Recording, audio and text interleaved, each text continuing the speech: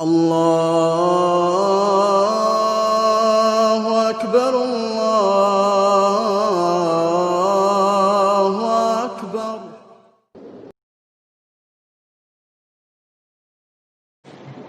بسم الله الرحمن الرحيم. الحمد لله نحمده ونستعينه ونستغفره ونؤمن به ونتوكل عليه ونعوذ بالله من شرور أنفسنا ومن سيئات أعمالنا من يهده الله فلا مضل له ومن يضلله فلا هادي له ونشهد أن لا إله إلا الله وحده لا شريك له ونشهد أن سيدنا مولانا محمدا عبده ورسوله أما بعد. حدثنا محمد بن بشار قال حدثنا غندر قال حدثنا شعبة عن معاوية بن قرة رضي الله تعالى عنه عن أنس رضي الله تعالى عنه عن النبي صلى الله عليه وسلم أنه قال: اللهم لا عيش إلا عيش الآخرة فأصلح الأنصار والمهاجرة.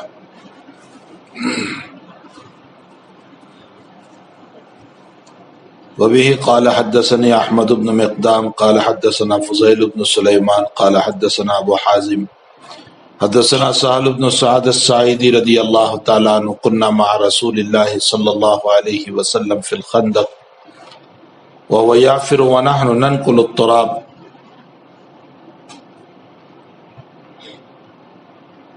فقال رسول الله صلى الله عليه وسلم: اللهم لا عيش إلا عيش الآخرة فاغفر للانصار والمہاجرہ.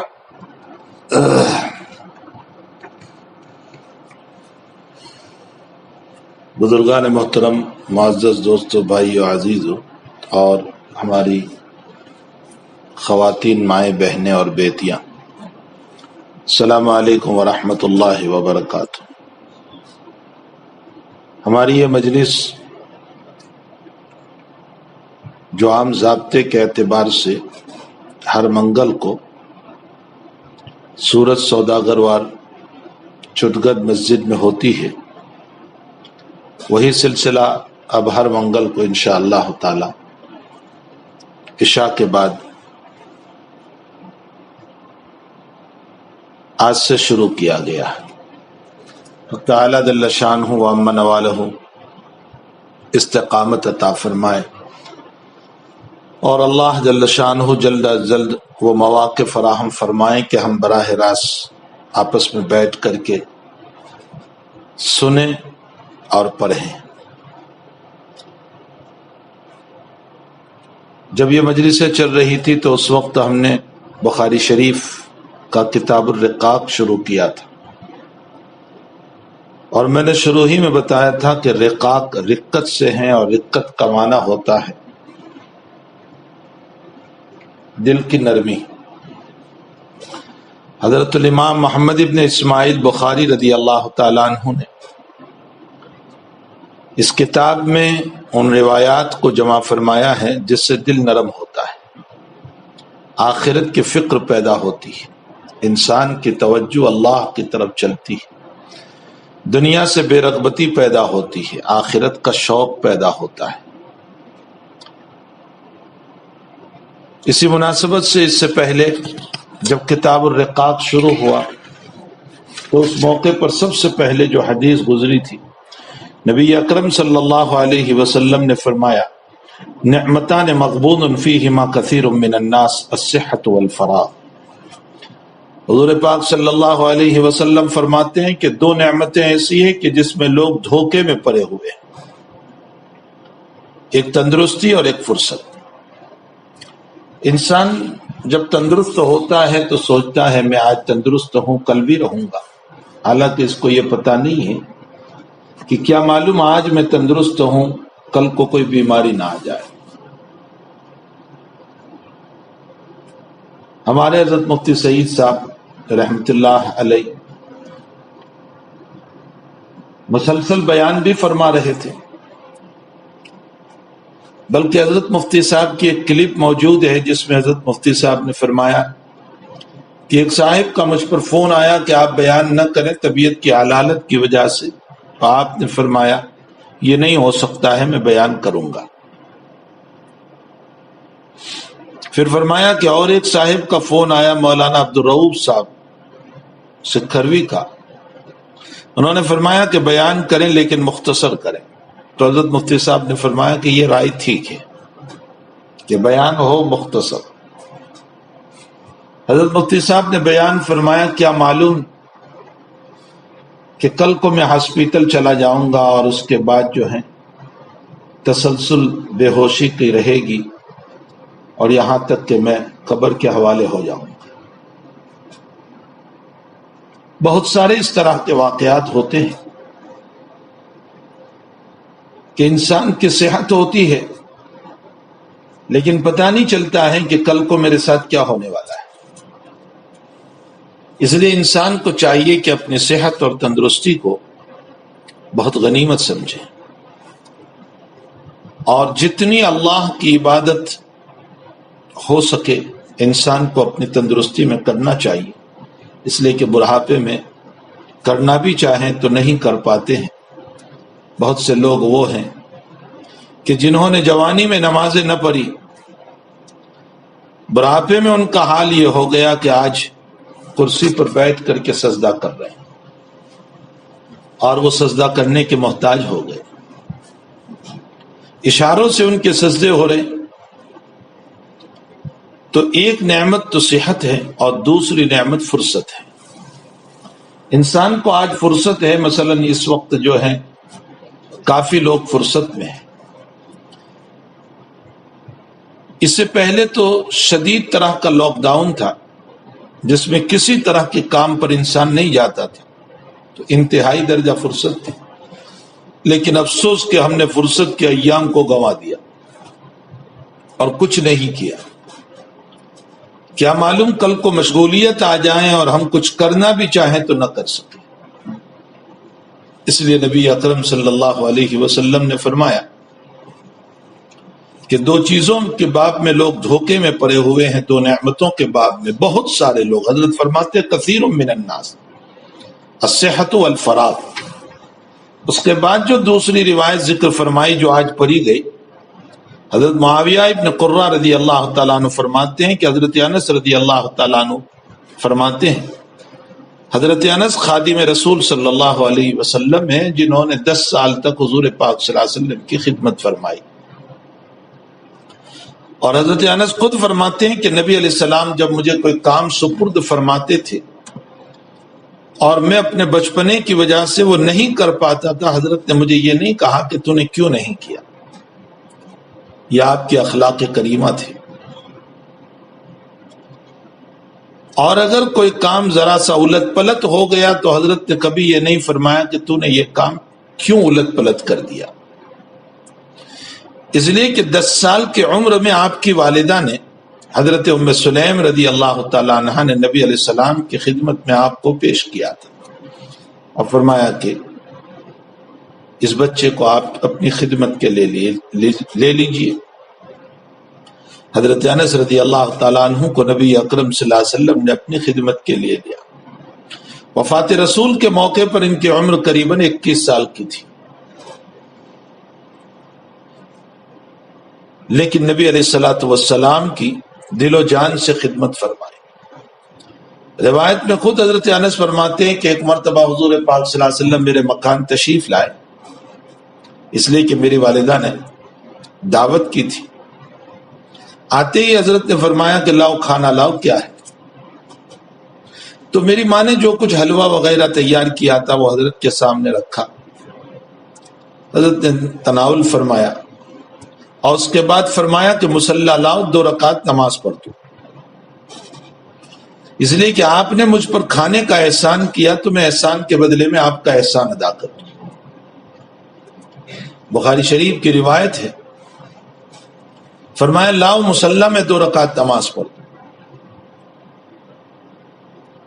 حضرت انس رضی اللہ تعالیٰ عنہ فرماتے ہیں کہ میں جلدی اٹھا، میرے گھر میں بہت پرانی چٹائی تھی جو کثرت استعمال کی وجہ سے سیاہ ہو چکی تھی، میں نے اس کو پانی سے صاف کیا اور نبی علیہ الصلوۃ والسلام کے لیے بچھا دیا۔ حضرت نے 2 رکعت نماز پڑھی، فرمایا میں اور میرے بھائی یتیم، ان کا نام تھا یتیم، فرمایا ہم دونوں حضرت کے پیچھے کھڑے ہو گئے اور ہماری والدہ ام سلیم رضی اللہ تعالیٰ عنہ ہمارے پیچھے کھڑی ہو گئی، اور ہم نے بھی حضور پاک صلی اللہ علیہ وسلم کی اقتداء و اتباع میں 2 رکعت پڑھ لی۔ یہ آپ نے جو 2 رکعت پڑھی ہے یہ بطور برکت کے پڑھ دی تھی۔ اس سے یہ مسئلہ معلوم ہوا کہ اگر کوئی بزرگ آدمی کسی کے مکان جائے اور اس کے گھر پہ اگر 2 رکعت پڑھ دیں تو شریعت سے اس کا ثبوت موجود ہے۔ یہ نبی اکرم صلی اللہ تعالی علیہ وسلم کا عمل گرامی رہا ہے۔ آپ نے برکت کے طور پر اور بھی صحابہ کرام کے وہاں نماز پڑھی ہے۔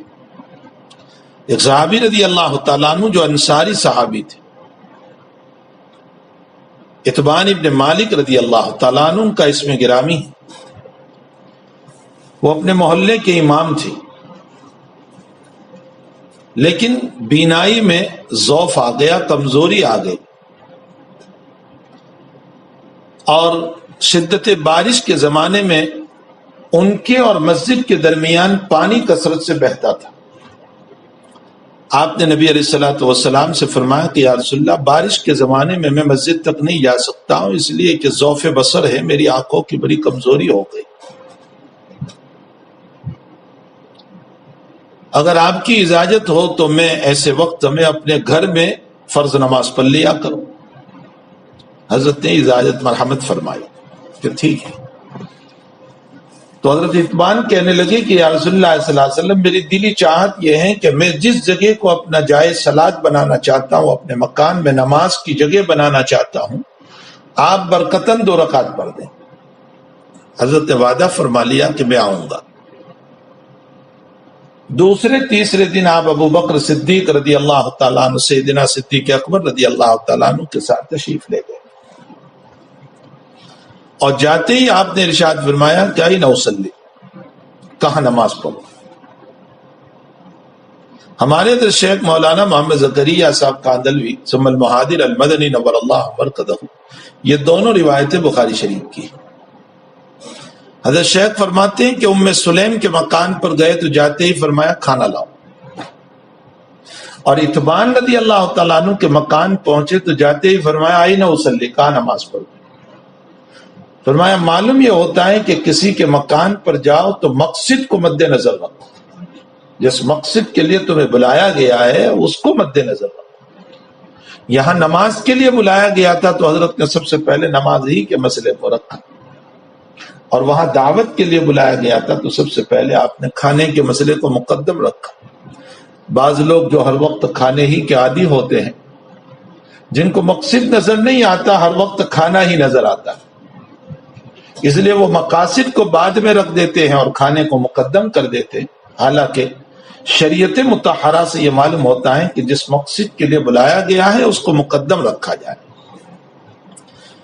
حضرت اتبان رضی اللہ تعالیٰ عنہ کے وہاں حضرت نے فرمایا کہاں نماز پڑھو۔ یہاں سے ایک مسئلہ اور معلوم ہوا کہ تم اپنی جگہ بڑے سے بڑے شیخ ہو، بڑے سے بڑے پیر ہو، لیکن کسی کے مکان میں تمہیں تصرف کا اختیار نہیں۔ تمہیں یہ حق نہیں ہے کہ تم پیر ہو اور تم شیخ ہو تو کسی کے مکان میں تم جو چاہے کر لو۔ نبی علیہ السلام سے بڑھ کر پیر کون ہو سکتا ہے، شیخ کون ہو سکتا ہے؟ لیکن آپ نے یہ نہیں فرمایا کہ میں جہاں چاہوں نماز پڑھوں، فرمایا میں کہاں نماز پڑھوں۔ معلوم ہوتا ہے کہ صاحب مکان سے پوچھا جائے، ہمیں تصرف کا حق نہیں ہوا کرتا ہے۔ یہی وجہ ہے کہ کسی کے مکان میں ہم نماز پڑھیں تو اس صورت میں صاحب مکان امامت کا حقدار ہے۔ ہاں اگر وہ کسی کو یوں کہیں کہ آپ نماز پڑھا دیجئے تو اس صورت میں وہ نماز پڑھائیں، ورنہ سب سے اصل حقدار جو ہے وہ تو صاحب مکان ہی۔ سواری پر آگے بیٹھنے کا حقدار صاحب سواری ہے، وہ آگے بیٹھے گا، اللہ کہ وہ کسی کو اختیار دے دے کہ آپ آگے بیٹھ جائیں تو اس صورت میں دوسرے کو بیٹھنے کا اختیار ہوگا، ورنہ صاحب سواری ہی آگے بیٹھے۔ یہی وجہ ہے کہ علماء نے مسئلہ لکھا ہے کہ جہاں جہاں اپنی ملکیت کا مسئلہ ہوگا وہاں صاحب مال ہی مقدم ہوگا۔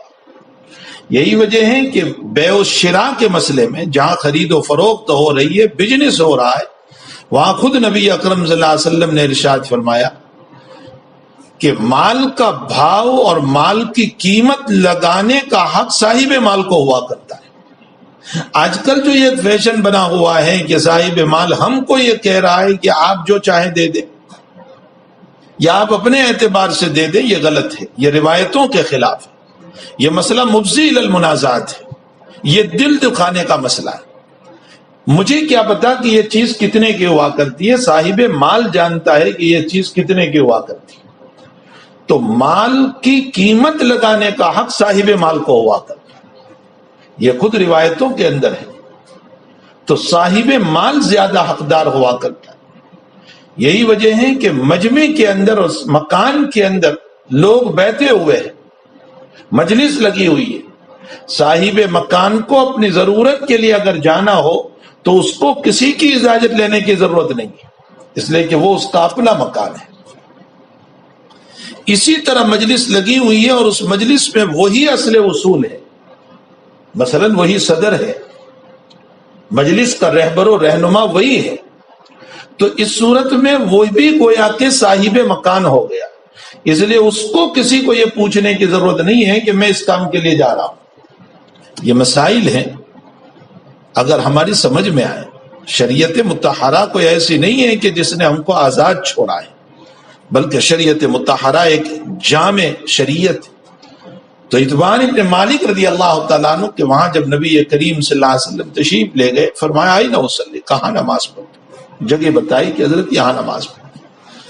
معلوم یہ ہوتا ہے کہ مکان کے اندر اپنی نماز پڑھنے کے لیے کوئی کمرہ اور جگہ متعین کی جائے تو وہ بھی حدیث شریف سے ثابت ہے، شریعت مطہرہ سے اس کا بھی ثبوت ہوا۔ میرا ایک مرتبہ سفر ہوا حضرت قاری صدیق صاحب باندوی نور اللہ مرقدہ کے ساتھ، لمبا سفر تھا۔ ہم ایک جگہ گئے، کسی مکان کا افتتاح تھا، حضرت قاری صاحب رحمۃ اللہ علیہ کو دعا کے لیے مدعو کیا گیا تھا۔ تو جیسے عادت ہوتی ہے صاحب مکان کی کہ اپنا مکان گھماتے ہیں، تو حضرت قاری صاحب رحمۃ اللہ علیہ کو ویل چیئر میں بٹھا کر کے مکان گھمایا کہ حضرت یہ بیڈ روم ہے، یہ سلیپنگ روم ہے، یہ سٹنگ روم ہے، یہ فلاں روم ہے۔ ہم پیچھے پیچھے چل رہے تھے، اخیر میں جب مکان پورا ہو گیا تو حضرت نے فرمایا کوئی نماز روم بھی ہے؟ تو صاحب مکان شرمندہ ہوا، اس نے کہا کوئی نماز روم نہیں۔ تو حضرت نے فرمایا انہی کمروں میں سے ایک کمرے کو نماز روم بنا دیجیے۔ نماز روم بنانے سے وہ مسجد نہیں ہو جاتی، لیکن اس روم کی برکت سے اور اس کمرے کی برکت سے اللہ پورے مکان کی حفاظت کرتا ہے۔ تو ہمارے مکانوں میں ایک کمرہ ایسا بھی ہونا چاہیے کہ جو نماز روم ہو، جس کے اندر ہم نماز پڑھیں، چاہے وہ چھوٹا سا ہی کیوں نہ ہو، چاہے وہ 2 مصلے کی جگہ کیوں نہ ہو، چاہے وہ 3 مصلے کی جگہ کیوں نہ ہو، اس میں قرآن شریف رکھا ہوا ہو، اس میں کتابیں رکھی ہوئی ہو، مسئلہ مسائل کی کتابیں ہو، فضائل کی کتابیں ہو۔ اور یہی وہ جگہ ہیں کہ جہاں ہمارے گھر کی مستورات اعتکاف بھی کر سکتی ہیں۔ اگر رمضان میں اعتکاف کرنا چاہیں تو مستورات اس جگہ پر اعتکاف بھی کر سکتی ہیں۔ بہرحال حضرت اتبان رضی اللہ تعالیٰ عنہ کے مکان پر حضور پاک صلی اللہ علیہ وسلم فرمایا کہاں نماز پڑھوں، جگہ بتائی تو حضرت نماز کے لیے کھڑے ہو گئے۔ صحابہ فرماتے ہیں کہ ہم میں سے جتنے لوگ باوضو تھے وہ بھی حضرت کے پیچھے کھڑے ہو گئے، اور ہم نے بھی حضرت کے پیچھے نماز پڑھی۔ لیکن کچھ لوگ بے وضو بھی تھے جو اس نماز میں شریک نہیں ہوئے تھے، وہ آپس میں وہاں بیٹھے بیٹھے باتیں کر رہے تھے۔ اسی اتبان ابن مالک رضی اللہ تعالیٰ عنہ کے محلے میں ایک صحابی تھے حضرت مالک ابن دکشن رضی اللہ تعالیٰ، وہ تشریف نہیں لائے تھے۔ تو جو لوگ بیٹھے ہوئے تھے وہ آپس میں باتیں کرنے لگے کہ مالک ابن دکشن منافق ہے، اسی لیے آج نہیں آیا۔ عمومی طور پر ہوتا یہ ہے ہمارے وہاں بھی کہ کوئی بزرگ تشریف لاتے ہیں تو محلے والے آ جاتے ہیں، مرد ہو بچے ہو سب آ جاتے ہیں زیارت کے لیے، ملاقات کے لیے۔ مالک ابن دکشن نہیں آئے تو ان لوگوں نے کہہ دیا کہ وہ منافق ہے، اسی لیے حضور کی آمد کے باوجود وہ نہیں آئے۔ اور نبی علیہ الصلوۃ والسلام یہ باتیں نماز میں سن رہے ہیں. نماز کے بعد حضرت نے فرمایا کہ میں نے تمہاری باتیں سنی. آپ نے ارشاد فرمایا کہ تم جو گفتگو کر رہے تھے اس سے متعلق کہ وہ منافق ہے، فرمایا میں گواہی دیتا ہوں کہ وہ اللہ کی توحید کا قائل ہے اور میری رسالت کا قائل ہے. نبی علیہ السلام نے فرمایا تم نے کیسے کہہ دیا اس سے متعلق کہ وہ منافق ہے؟ یہاں سے حضرت نے اشارہ فرمایا کہ بلا وجہ بلا دلیل کسی کے اوپر کوئی حکم نہیں لگانا چاہتا. ہاں کوئی دلیل ہے تمہارے پاس تو اس صورت میں ٹھیک ہے. بہت سارے اس طرح کے واقعات ہیں کہ جس میں دلائل کی بنیاد پر حکم لگایا گیا، لیکن بلا دلیل کے کسی کے باب میں فاسق، فاجر، کافر وغیرہ کے الفاظ بولنا صحیح نہیں ہے، منافق کے الفاظ بولنا صحیح نہیں ہے. حاتب ابن ابی بلتہ رضی اللہ تعالیٰ عنہ صحابی رسول ہے. فتح مکہ سے قبل حاتب ابن ابی بلتہ نے اہل مکہ کے نام خط لکھ دیا اور اس خط میں یہ لکھا تھا کہ ان محمدن یسیر الیکم باللیل، محمد تمہاری طرح چھائی ہوئی رات کی طرح چل رہے اور جن کے ساتھ ایک بہت بڑا لشکر ہے. تم سوچ لو. نبی علیہ الصلوۃ والسلام کو جبریل نے بتایا کہ تمہارا راز فاش ہو رہا ہے اور یہ جو تم نے فتح مکہ کا پلان بنایا ہے مکے کی طرف جانے کا، تو حاتب نے کسی کی معرفت خط بھیجا ہے اور وہ ایک عورت مکے سے مدینے آئی تھی اور مدینے سے واپس جا رہی تھی، اس کا نام تھا سارہ. وہ خط اس کو دیا تھا. نبی علیہ السلام نے حضرت مقداد ابن اسود رضی اللہ تعالیٰ عنہ، حضرت علی رضی اللہ تعالیٰ عنہ اور ایک صحابی، ان تینوں کو بھیجا کہ تم جاؤ اور روضہ خاک کے اوپر تمہیں ایک عورت ملے گی، اس کے پاس جو رقعہ ہے، جو خط ہے، وہ لے آؤ. یہ لوگ روضہ خاک پر پہنچے تو وہ عورت ملی جہاں آپ صلی اللہ علیہ وسلم نے بتایا تھا. ملے اس عورت سے اور اس سے کہا کہ تیرے پاس جو خط ہے وہ لا. اس نے کہا ما معی الکتاب، میرے پاس کوئی خط نہیں ہے. حضرت علی رضی اللہ تعالیٰ عنہ نے فرمایا لتخرجنک او لنجردنک، یا تو خط نکال یا ہم تیرے کپڑے اتاریں گے. اس لیے کہ نبی جھوٹ نہیں بولتا اور حضرت نے ہم کو کہا ہے کہ تیرے پاس خط ہے. تو اس نے اپنی چوٹی کے بال میں رکھ کر ازار کے اندر نیچے دبا دیا تھا، وہاں سے خط نکالا. اس خط کو لے کر کے نبی علیہ السلام کی خدمت میں آئے. حاتب ابن ابی بلتہ کو بلایا گیا. حضرت عمر رضی اللہ تعالیٰ عنہ کہنے لگے دعنی یا رسول اللہ اضرب هذا المنافق، میں اس کی گردن مار دوں، یہ منافق ہے.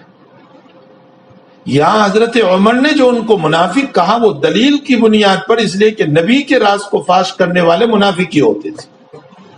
اگرچہ حضرت حاتب ابن ابی بلتہ رضی اللہ تعالیٰ عنہ منافق نہیں تھے، سچے صحابی تھے. بعد میں جب نبی علیہ السلام نے ان سے پوچھا کہ تم نے یہ کام کیوں کیا، تو فرمایا کہ یا رسول اللہ میں منافق نہیں ہوں، اور منافق ہو بھی نہیں سکتے تھے، یہ تو بدری صحابی ہے. اور بدریوں کے باب میں تو اعملوا ما شئتم قد غفرت لکم، اے بدریوں تم سے جو بھی گناہ ہوگا میں تمہیں معاف کروں گا. فرمایا یا رسول اللہ اصل مسئلہ یہ ہے کہ آپ کے جتنے صحابہ مکے سے ہجرت کر کے آئے ہیں مدینے، ان کے رشتہ دار وہاں موجود ہیں. آپ جب تشریف لے جاؤ گے اور مقابلے کا مسئلہ آیا تو یہ جتنے مہاجر صحابہ ہیں ان کے اہل و عیال کو بچانے والے ان کے رشتہ دار موجود ہیں. میں یمن کا رہنے والا پرایا آدمی ہوں، میں یمن سے مکہ آیا تھا اور پھر مکے میں آپ پر ایمان لایا اور مکے سے ہجرت کر کے میں مدینے آیا. میرے اہل و عیال کا کوئی رشتہ دار وہاں ہے، تنے تنہا ہے میرے اہل و عیال. میں نے یہ سوچا کہ یا رسول اللہ اہل مکہ پر آپ ایک احسان کر دوں تاکہ وہ اس احسان کے بدلے میں میرے اہل و عیال کی حفاظت کر لے، اور حضرت آپ کا بگڑنے والا کچھ نہیں. نبی علیہ الصلوۃ والسلام نے فرمایا حاتب سچ کہتا ہے. بہرحال کسی دلیل کی بنیاد پر اگر کسی پر منافق یا فاسق و فاجر یا کفر کا حکم لگایا جائے تو ٹھیک ہے، ورنہ بلا دلیل کے کسی کو کہنا شرعاً جائز نہیں ہے۔ روایت میں ہے کہ اگر تم نے کسی کو کافر کہا اور سامنے والا کافر نہیں تھا اور تم نے کفر کو حلال سمجھ کر کہا تو اس صورت میں تم خود کافر ہو گئے، الیاذ باللہ ثم الیاذ باللہ۔ اور اگر تم نے کفر کو حلال نہیں سمجھا تھا تو اس صورت میں کافر کہنے کا جو گناہ کبیرہ ہے وہ تمہاری طرف لوٹ آیا۔ تو اگر حلال سمجھ کر کہا ہے تب تو خود کافر، نہیں تو پھر گناہ کبیرہ کا ارتکاب کیا۔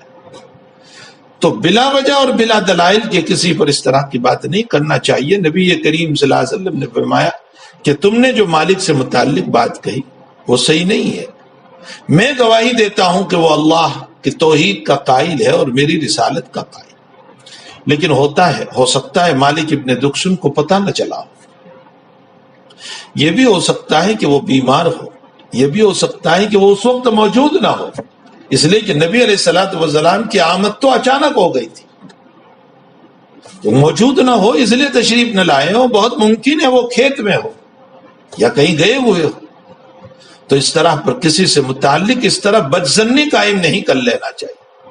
ہمارے وہاں بھی بہت سی مرتبہ ایسا ہوتا ہے کہ کوئی بزرگ وغیرہ تشریف لاتے ہیں اور کوئی آدمی اگر شریک نہیں ہوتا تو فوراً ہم اس کے باب میں بدظن ہو جاتے ہیں کہ یہ صاحب مانتے نہیں ہیں اسی لیے نہیں آئے، حالانکہ یہ غلط سوچ ہے۔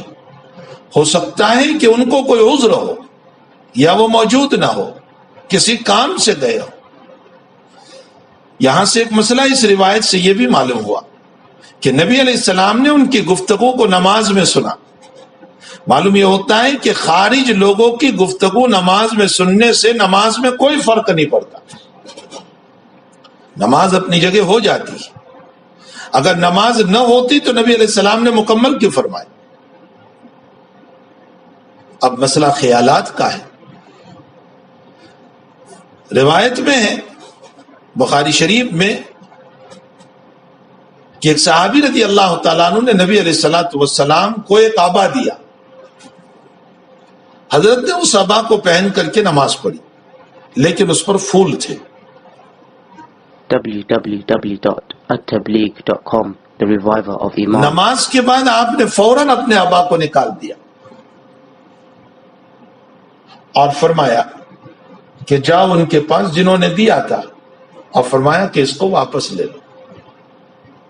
شغلتنی فی صلاتی، اس نے مجھ کو نماز میں مشغول کر دیا، یعنی میرے جو ہیں خیالات اس کی طرف گئے، پھول کی طرف۔ لیکن ساتھ ساتھ وہ صحابی کا دل نہ ٹوٹ جائے، اس لیے فرمایا کہ یہ تو ان کو واپس کرو اور ان سے کہو کہ تمہارے پاس امبجانیہ کا جو عبا ہے بغیر پھول کا سادہ، وہ مجھے دو۔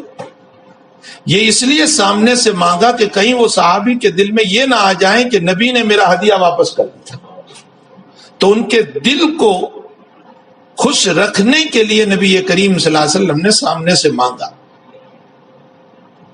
ورنہ حضرت کو کوئی ضرورت نہیں تھی کہ اس طرح پر مانگتے، لیکن ان کے جی کو خوش کرنے کے لیے آپ نے مانگا۔ معلوم ہوتا ہے کسی کے جی کو خوش کرنا یہ بھی شریعت ہے، اس حدیث شریف سے ثابت ہوتا ہے کہ یہ بھی شریعت ہے۔ حکیم الامت حضرت عبدالستانوی رحمۃ اللہ علیہ کی جو چھوٹی بیوی تھی، حضرت اعتقاف میں تھے عشرہ اخیرہ میں، اور اپنے ہاتھوں سے حضرت کے لیے شیروانی بنائی چھوٹی اہلیہ نے۔ جب حضرت اعتقاف ختم ہوا اور چاند ہو گیا اور رات میں مکان تشریف لائے اور اہلیہ کو ملنے گئے تو کہنے لگی کہ صبح کو آپ اس شیروانی کو پہن کر کے عیدگاہ جاؤ گے۔ حضرت فرماتے ہیں کہ اولاً تو میرے مزاج کے خلاف تھا شیروانی پہننا، بعض لوگوں کا مزاج نہیں ہوتا ہے، اور پھر جس رنگ کی تھی وہ رنگ بھی مجھے پسند نہیں۔ صبح میں جب میں غسل کر کے فارغ ہوا اور عیدگاہ کی طرف چلنے لگا تو اہلیہ نے اس کو پیش کیا، کہ آپ یہ پہن لیجئے. فرمایا کہ میں نے پہن لیا اس کا جی خوش کرنے کے. عیدگاہ میں گیا, نماز پڑھی. نماز کے بعد کسی صاحب نے کہا کہ حضرت یہ آپ کو اچھی نہیں لگ رہی. حضرت نے فرمایا میں بھی جانتا ہوں, اور وہیں اتار کر ان کو ہدیہ کر دی. اور ساتھ ساتھ وہاں یہ بھی فرمایا کہ میں بھی جانتا ہوں, لیکن اس لیے میں نے پہن لیا تھا کہ اس نے محنت کر کے بنایا ہے, اس کا جی ناراض نہ ہو جائے. یہ اس روایت سے ثابت ہوا کہ نبی علیہ الصلوۃ والسلام نے حضرت ابو جہیم رضی اللہ تعالیٰ عنہ, صحابی کا نام ہے, فرمایا کہ یہ ان کو واپس کرو پھول والا, اور وہ جو بغیر پھول کا ہے وہ ان سے کہو کہ مجھے دے. اس سے ایک مسئلہ ثابت ہوا کہ نبی علیہ الصلوۃ والسلام کی نظر پھولوں پر گئی, خیالات آئے. معلوم ہوتا ہے خیالات کی بنیاد پر نماز فاسد نہیں ہوتی. اب یہاں ایک سوال ہو سکتا ہے کہ صاحب شریعت تو انتہائی درجہ اشتغال فی اللہ تعالی, اللہ کی طرف مشغول رہنے والے تھے, جیسا کہ آپ کی کیفیات نماز سے پتہ چلتا ہے. تو پھر یہاں پھولوں کی طرف توجہ کیسے چلی گئی آپ کی نماز کے درمیان؟ محدثین اس کا جواب دیتے ہیں کہ امت کو جواز کا مسئلہ بتانے کے لیے نبی اکرم صلی اللہ علیہ وسلم کی توجہ پھولوں پر گئی. اگر آپ کی توجہ پھولوں پر نہ ہوتی تو خیالات کا مسئلہ کیسے ثابت ہو؟ تو خیالات کے مسئلے کو ثابت کرنے کے لیے حضور پاک صلی اللہ تعالی علیہ وسلم کی توجہ پھولوں پر گئی اور امت کو یہ مسئلہ بتایا کہ خیالات کی وجہ سے نماز فاسد نہیں ہوتی. ہاں, لیکن جان بوجھ کر خیالات لانا نہیں چاہیے, اور اگر خیالات آئیں تو اس کو دفع کرنے کی فکر بھی نہیں کرنا چاہیے, وہ خود بخود ختم ہو جائیں گے. اگرچہ شیخ الاسلام ابن تیمیہ رحمۃ اللہ علیہ فرماتے ہیں کہ وہ نماز جو خیالات سے پاک ہے وہ افضل ہے خیالات والی نمازوں کے مقابلے. لیکن اس پر بہت بڑا اشکال ہے. بخاری شریف میں ہے کہ حضرت عمر رضی اللہ تعالیٰ عنہ نماز ہی میں لشکر کو ترتیب دیتے تھے, یعنی فرض نماز نہیں, نوافل. فرض نماز میں تو ظاہر سی بات ہے کہ نماز پڑھانا ہے. نوافل جب پڑھتے تھے تو چونکہ حضرت کا اشتغال اتنا زبردست تھا کہ 12,000 مربع میل کے اوپر آپ کی حکومت تھی. 12,000 مربع میل کا معنی چاروں طرف سے 12,000 میل, ایک طرف نہیں. یعنی آپ کی حکومت حجاز سے نکل کر افریقہ کے جنگلوں میں پہنچ چکی تھی, اور اس طرف کابل تک آ چکی تھی, بلکہ سندھ اور ہند اور ہندوستان تک آ چکی تھی. تو چاروں طرف آپ کی حکومت 12,000 مربع میل تک پھیلی ہوئی تھی. ظاہر سی بات ہے کہ اتنی بڑی حکومت کو لے کر کے چلنا, پھر تمام نظام کے نظم و نسق کو باقی رکھنا, اس لیے کہ حضرت عمر رضی اللہ تعالیٰ عنہ کی شخصیت وہ ہے جنہوں نے ڈاک کا نظام قائم فرمایا. یہ جو پوسٹ کا نظام ہے یہ انہوں نے قائم فرمایا. پولیس کا نظام جو ہے وہ حضرت عمر رضی اللہ تعالیٰ عنہ نے قائم فرمایا, اور ڈاک کا نظام اتنا محکم بنایا تھا کہ ناقلین نے لکھا ہے, علامہ شبلی صاحب رحمۃ اللہ علیہ نے الفاروق میں, جو حضرت عمر رضی اللہ تعالیٰ عنہ کے سوانح ہیں, لکھا ہے کہ مدینے سے حضرت کا خط چلتا تھا اور عراق کے اوپر جا کر کے 3 دن میں پہنچ جاتا تھا. اتنا محکم نظام تھا آپ کا. آج ہوائی جہاز کے ہوتے ہوئے ہمارا خط 3 دن میں ہندوستان میں نہیں پہنچ پاتا. ہندوستان میں اگر دہلی سے کوئی خط چلتا ہے تو ہمارے وہاں 3 دن میں نہیں پہنچ پائے, وہاں عراق تک پہنچ جاتا تھا. اتنا محکم اور مضبوط نظام تھا. ظاہر سی بات ہے کہ اتنا بڑا نظام کرنے والا انسان جس کو وقت کم ملتا ہے تو آپ لشکر کی ترتیب جو ہے وہ نماز میں دیا کرتے تھے. تو اب ابن تیمیہ رحمۃ اللہ علیہ کے قول پر اشکال ہوگا کہ اس کا مطلب عمر کی وہ نماز جو ان خیالات سے پاک ہے وہ افضل ہوگی نمازوں کے مقابلے میں۔ ابن تیمیہ تو یہی کہتے ہیں کہ ہاں بالکل، عمر کی وہ نماز جو خیالات سے پاک ہے وہ ان نمازوں کے مقابلے میں افضل ہے۔ لیکن جمہور علماء کرام فرماتے ہیں کہ خیالات دینیہ کی بنیاد پر نماز میں کوئی کمی نہیں آتی۔ دینی خیال نماز میں آئے، جب ہی تو جنت کا تذکرہ شروع ہو اور خیال جنت کی طرف چلا گیا، حور و غلمان کی طرف چلا گیا، نعمتوں کی طرف چلا گیا، اور تصور میں یہ آ گیا کہ جب دنیا کا سیب ایسا ہے تو جنت کا سیب کیسا ہوگا، ان خیالوں کے اوپر کسی قسم کی کمی آنے والی نہیں ہے۔ ہاں ابن تیمیہ کے قول کو محمول کر لیا جائے اس بات کے اوپر کہ خیالات دنیاویہ کی بنیاد پر نماز کے خشوع اور خضوع کے کم ہونے کی بنیاد پر کمی آ سکتی ہے ان نمازوں کے مقابلے میں جو خیالات سے پاک ہے۔ یہ تطبیق سب سے جامع اور بہتر ہے جو علامہ انور شاہ صاحب کشمیری رحمۃ اللہ علیہ نے دی۔ خیر میں بہت دور نکل گیا، بات سے بات چل پڑی۔ میں یہ کہہ رہا تھا کہ یہ جو روایت ہے اللہم لا عیش الا عیش الاخرہ، اس کے راوی حضرت انس رضی اللہ تعالیٰ عنہ ہے جو خادم رسول صلی اللہ علیہ وسلم۔ حضرت انس رضی اللہ تعالیٰ عنہ نے قریباً 10-11 سال حضرت کی خدمت فرمائی اور 10 سال کی عمر سے خدمت میں لگے تھے، لیکن بہت سے لوگ ان روایات کی بنیاد پر جس میں یہ آیا کہ اگر کوئی کام نہیں کیا تو حضرت یہ نہیں پوچھتے تھے کہ کیوں نہیں کیا، کسی کام میں الٹ پلٹ ہو گیا تو حضرت نے یہ نہیں کہا کہ یہ کیوں ایسا کیا۔ اس کا یہ مطلب نہیں ہے کہ حضرت باز پرس نہیں کرتے تھے، فوراً باز پرس نہیں کرتے تھے اور دانت دپت نہیں کرتے تھے، ورنہ تو تربیت کیسے ہوگی؟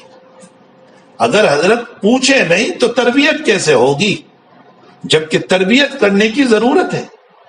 مطلب یہ ہے کہ فوری طور پر اور دانت دبٹ کے طور پر، غصے کے طور پر نبی علیہ الصلوۃ والسلام نے آپ کے ساتھ وہ معاملہ نہیں فرمایا، یہ کہنا چاہتے ہیں، اور یہی مکارم اخلاق ہے، اسی کو اخلاق کریمہ کہا جاتا ہے۔ تو حضرت انس رضی اللہ تعالیٰ عنہ فرماتے ہیں کہ نبی کریم صلی اللہ علیہ وسلم نے فرمایا اللہم لا عیش الا عیش الاخرہ فاصلح الانصار والمہاجر، اے اللہ حقیقی آرام تو آخرت ہی کا آرام ہے، اے اللہ میرے انصار اور مہاجرین کی اصلاح فرما۔ اگلی روایت کو دیکھنے سے یہ معلوم ہوتا ہے کہ یہ جملہ جو ہے نبی علیہ الصلوۃ والسلام کا یہ حفر خندق کے موقع پر تھا۔ سن ہجری 5 میں جب خندق کھودی جا رہی تھی، جب اہل مکہ کی طرف سے یہ اطلاع ملی کہ وہ لوگ آ رہے ہیں جم غفیر کو لے کر، تو آپ نے صحابہ کرام سے مشورہ فرمایا کہ کیا کیا جائے۔ سلمان فارسی رضی اللہ تعالیٰ عنہ نے فرمایا کہ یا رسول اللہ صلی اللہ علیہ وسلم، ہمارے وہاں ایران میں ایسا ہوتا ہے، فارس میں، کہ جب مقابلہ کرنا مشکل ہوتا ہے تو اس صورت میں خندق کھود لیتے ہیں تاکہ وہ لوگ اندر آ نہ پائیں۔ حضرت نے اس رائے کو پسند فرمایا۔ مدینہ المنورہ میں آج بھی کوہ صلاح ہے، پہاڑ ہے جس کا نام صلاح ہے۔ اس پہاڑ کو حضرت نے ایک طرف رکھا اور دوسری طرف جو خالی جگہ تھی وہاں ایک لمبی اور بہت چوڑی خندق کھدوائی۔ روایتوں میں ہے کہ صحابہ کرام فرماتے ہیں کہ ولیس لنا عبید، ہمارے پاس کوئی غلام نہیں تھے، نوکر چاکر نہیں تھے کہ ہم ان سے کام لیتے، ہم خود ہی کر رہے تھے۔ حتیٰ کہ نبی علیہ الصلوۃ والسلام بھی کھود رہے تھے۔ اسی لیے اگلی روایت میں ہے قلنا مع رسول اللہ صلی اللہ علیہ وسلم فی الخندق وہو یحفر، ہم حضرت کے ساتھ خندق میں تھے اور حضرت خندق کھود رہے تھے، ونحن ننقل التراب، اور ہم مٹی منتقل کر رہے تھے، اور پیٹ پر پتھر بندھے ہوئے تھے بھوک کی وجہ سے، بھوک تھی۔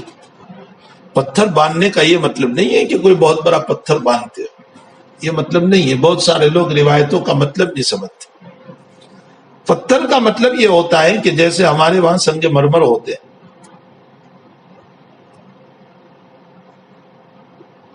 اسی طرح حجاز میں ایک پتھر ہوتا تھا۔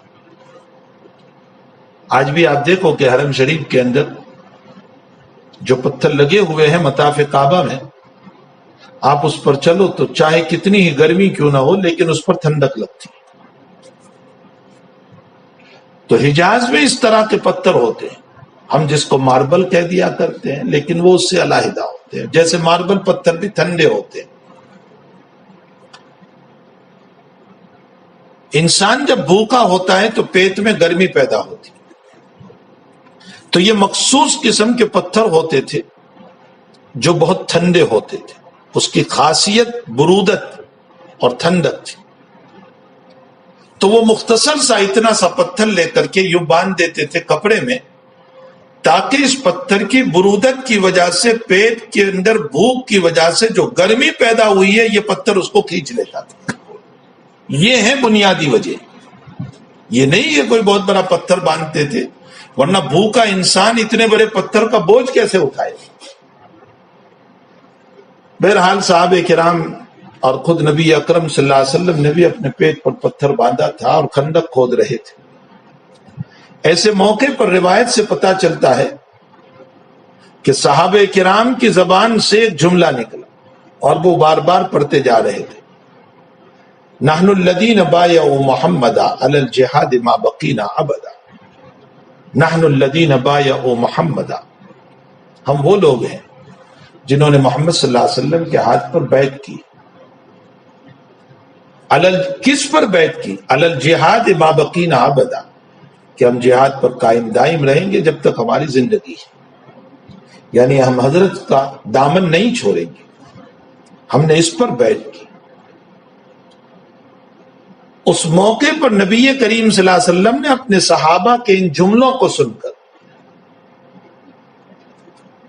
یہ جملے ارشاد فرمائے، اللہم لا عیش الا عیش الآخرہ، کبھی فرمایا فاصلح الانصار والمہاجر، اور کبھی فرمایا فاغفر للانصار والمہاجر، اے اللہ میرے انصار و مہاجر کی مغفرت ہو۔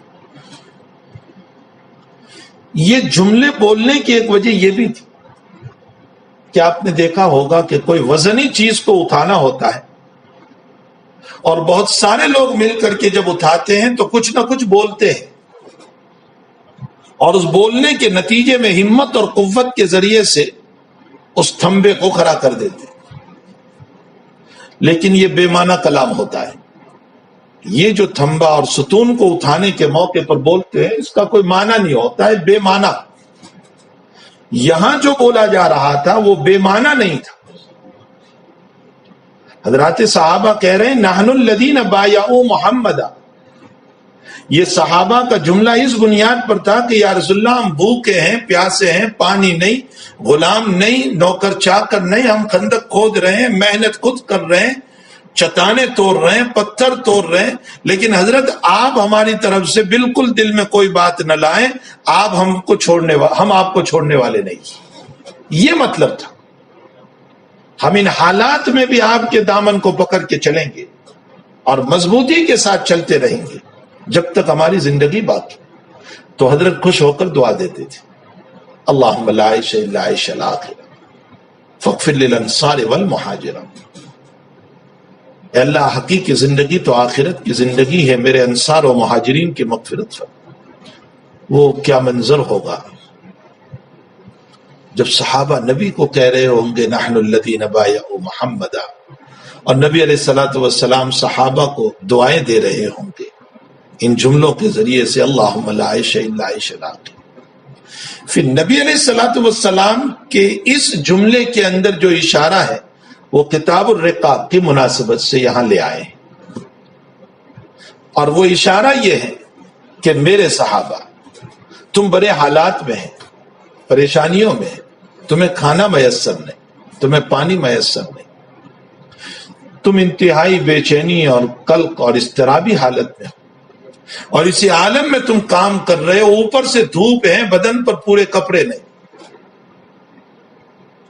اور پھر رات میں سردی کا عالم یہ تھا کہ تیز ہوائیں، اور اس کے ساتھ صحابہ یہ کام کر رہے ہیں۔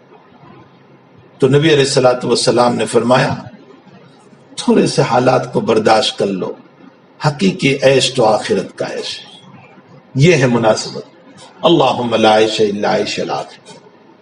یہاں سے امت کو اس بات کا سبق مل رہا ہے، اور امام بخاری رضی اللہ تعالیٰ عنہ اس روایت کو یہاں لا کر ہم کو یہ سبق دے رہے ہیں کہ اگر دنیاوی زندگی میں تمہارے پاس محدود اشیاء ہیں، وہ عالیشان بنگلہ نہیں ہے، وہ مکان نہیں ہے، نہ وہ فرنیچر ہے، نہ وہ گدے اور تکیے اور لحاف اور فلاں چیزیں، بلکہ بہت محدود قسم کی چیز ہے، تو اس پر مرجھایا ہوا دل نہ کرنا، دل میں بے چین نہ ہو جانا، پریشان نہ ہو جانا، اس لیے کہ اللہم لا عیش الا عیش الآخرہ، حقیقی عیش تو آخرت کا عیش ہے جو اللہ تعالیٰ اپنے نیک بندوں کو دینے والا ہے، جو جنت کی شکل میں، جو حور و غلمان کی شکل میں، جو نعمتوں کی شکل میں، جو مختلف پھل فروٹ کی شکل میں اور مختلف مکانوں کی شکل میں اللہ تعالیٰ جو دینے والا ہے، وہ عیش حقیقی عیش ہے۔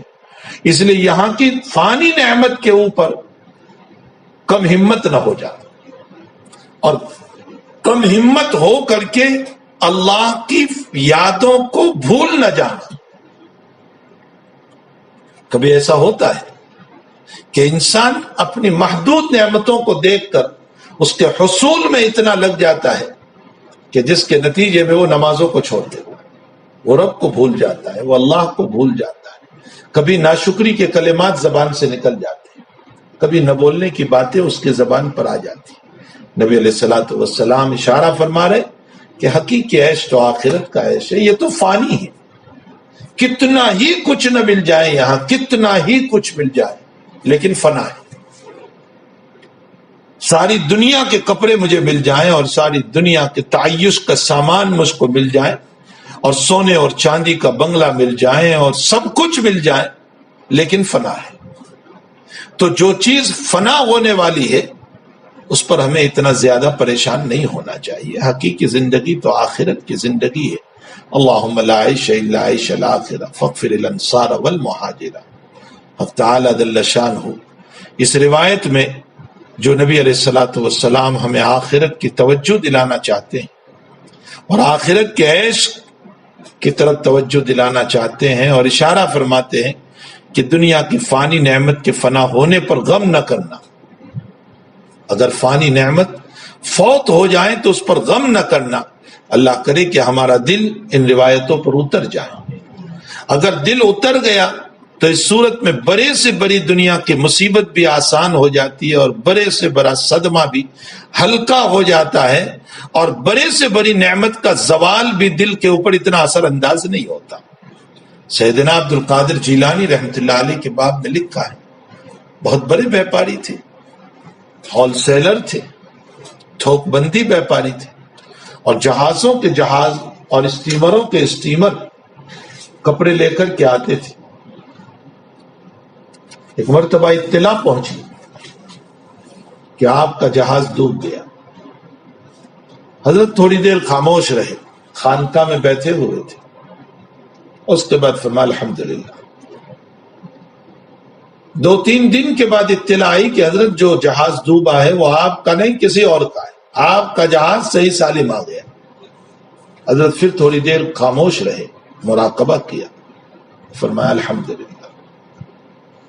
شاگردوں نے اور مریدوں نے فرمایا کہ حضرت ڈوبنے کی اطلاع آئی تو بھی الحمدللہ، اور بچنے کی اطلاع آئی تو بھی الحمدللہ۔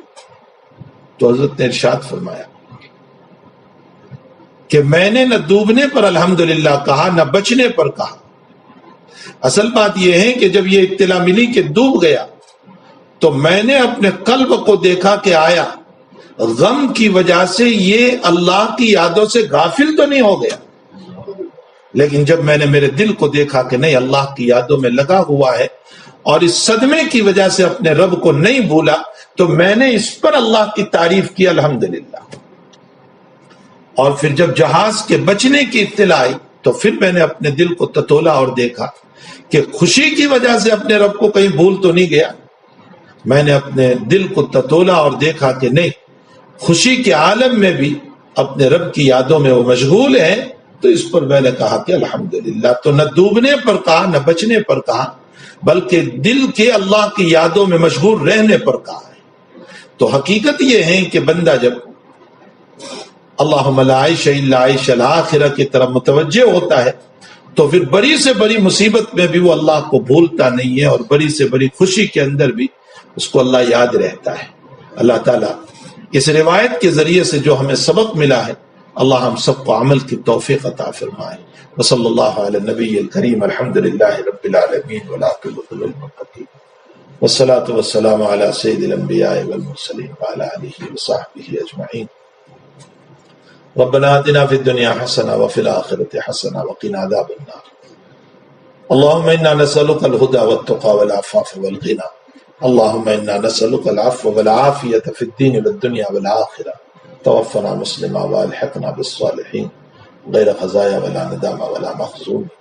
اللہ گناہوں کو معاف فرما، قصوروں سے درگزر فرما۔ اے اللہ تیری یادوں میں مست رہنے کی توفیق عطا فرما، نمازوں کا ذوق عطا فرما۔ الہ العالمین سجدوں میں سرور عطا فرما۔ اللہ حقیقی عیش اور آرام تو آخرت ہی کا عیش اور آرام ہے۔ ہمیں اس مسئلے کو سمجھنے کی توفیق عطا فرما۔ غموم و ہموم، پریشانیاں اور مصائب میں بھی مولا تجھے یاد کرنے کی ہم سب کو توفیق عطا فرما، اور اے اللہ خوشیوں میں، نعمتوں میں، اے اللہ تیری یادوں میں مست رہنے کی ہم سب کو توفیق عطا فرما۔ بیماروں کو شفائے دائمہ عطا فرما، مرحومین کی مغفرت فرما، پریشان حالوں کی پریشانیوں کو دور فرما۔ اللہ ہم سب کی دعاؤں کو اپنے فضل و کرم سے قبول فرما۔ وصلی اللہ علی النبی الکریم برحمتہ۔